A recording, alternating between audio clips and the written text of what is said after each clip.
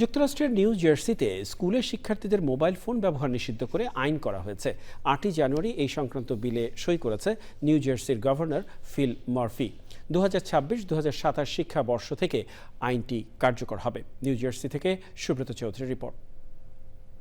এই বিলটি শিক্ষার্থীদের স্কুলের সময় স্মার্টফোন এবং ইন্টারনেট সংযোগ সহ অন্যান্য ডিভাইস ব্যবহার করা থেকে বিরত রাখবে। এটি গভর্নরের পদ ছাড়ার আগে তাঁর শেষ কয়েকটি জনহিতকর কাজের মধ্যে একটি, এবং এটিকে তিনি একটি শীর্ষ অগ্রাধিকার হিসেবে বিবেচনা করেছিলেন।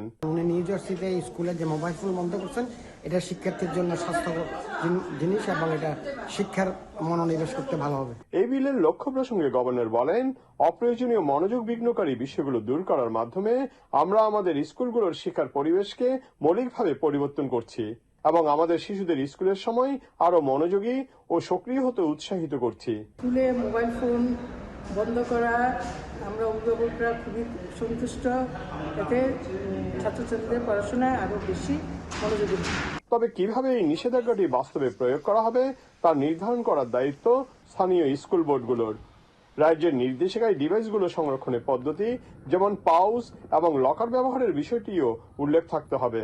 পুরো নিউ জার্সিতে এলিমেন্টারি থেকে হাই স্কুল পর্যন্ত যে স্কুলে বাচ্চাদেরকে মোবাইল ফোন নেওয়া বন্ধ করে দিয়েছে। সংশ্লিষ্টরা বলছেন, প্রাথমিকভাবে শিক্ষার্থীরা হতাশ হলেও শিক্ষার্থীরা পরে একটি ইতিবাচক পরিবর্তন লক্ষ্য করবে। তাদের মতে, ক্লাসের ফাঁকে সবাই স্ক্রিনের দিকে তাকিয়ে ছোটাছুটি করার পরিবর্তে শিক্ষার্থীরা একে অপরের সাথে কথা বলবে, পরিবেশটি আরো সামাজিক এবং প্রাণবন্ত মনে হবে। স্কুলে মোবাইল ফোন ব্যবহারের নিষিদ্ধে গভর্নর কর্তৃক যে আইন সাইন করেছে, এতে ছাত্রছাত্রীদের মানসিক বিকাশে সহযোগিতা হবে। স্কুলে মোবাইল ফোন নিষিদ্ধ হওয়ায় শ্রেণীকক্ষে ফিরবে শৃঙ্খলা ও মনোযোগ, উন্নতি হবে শিক্ষার্থীদের মানসিক স্বাস্থ্যের, এমনটাই আশা করছেন শিক্ষার্থী ও শিক্ষকরা। স্কুলে মোবাইল ফোন বন্ধের ফলে মনোযোগ বিঘ্নকারী যেসব বিষয়গুলো আছে সেগুলো দূর হবে এবং ছাত্রছাত্রীদের মানসিক স্বাস্থ্যের বিকাশ ঘটবে বলে আশা করছেন সংশ্লিষ্টরা।